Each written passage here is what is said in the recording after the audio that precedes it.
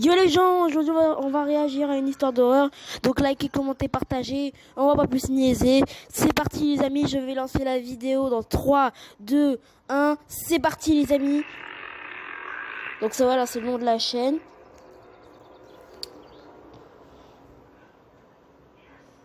Cette histoire s'est passée il y a quelques mois, quand ma famille et moi étions sur le chemin du retour, après avoir rendu visite à ma tante.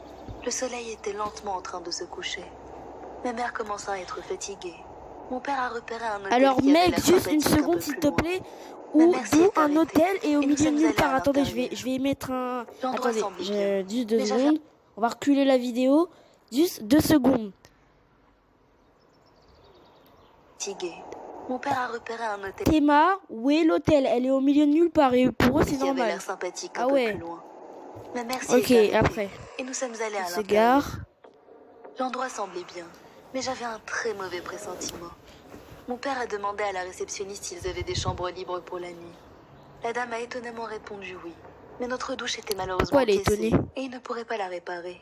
Elle a précisé qu'on pourrait tout de même utiliser les douches communes du 2e étage.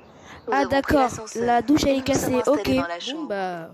Avant d'aller au lit, j'ai décidé d'aller rapidement me laver.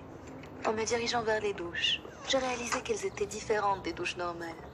Pour commencer, il y avait une porte connectant les douches des filles avec celles des garçons. C'est un peu chelou cette histoire. Au lieu de rideaux, ils avaient des portes vitrées. Adieu, intimité. En regardant autour de moi, j'ai vu que la pièce était complètement vide. Je me suis dit qu'en me lavant très rapidement, je n'aurais pas à m'inquiéter que quelqu'un me surprenne.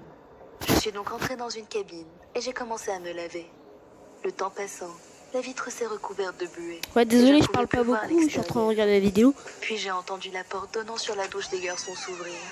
Pourquoi diable un garçon voudrait venir ici? Puisque je ne pouvais rien voir, j'ai décidé d'essuyer la vitre avec ma main pour enlever la buée. En le faisant, j'ai vu un homme dans la quarantaine qui avait l'air d'un vagabond. Tête de pédophile, Alors, 2 secondes, Théma, la tête du mec. Ça se voit que c'est pas un mec qui a des bonnes intentions. Bon, on remet play. Me regardant avec un rictus. En baissant les yeux. Waouh, tu vois un mec comme ça, tu fais demi-tour. J'ai hurlé, j'ai ouvert la porte. Tu vois un mec comme ça, possible. Je cavale. Tombé l'homme au sol. J'ai rapidement attrapé une serviette et je suis sortie en courant. En arrivant à notre chambre, j'ai raconté à mes parents ce qui s'était passé. Chaud. Ils ont immédiatement appelé la police qui est arrivée quelques minutes plus tard.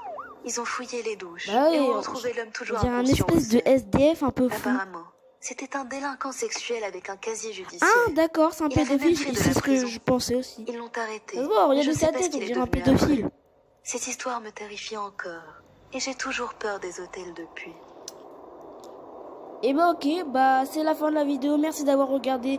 Si cette vidéo t'a plu, tu peux commenter, liker, partager la vidéo à tes amis. Ça me ferait extrêmement plaisir. Bye. That's it, Brian? Yes.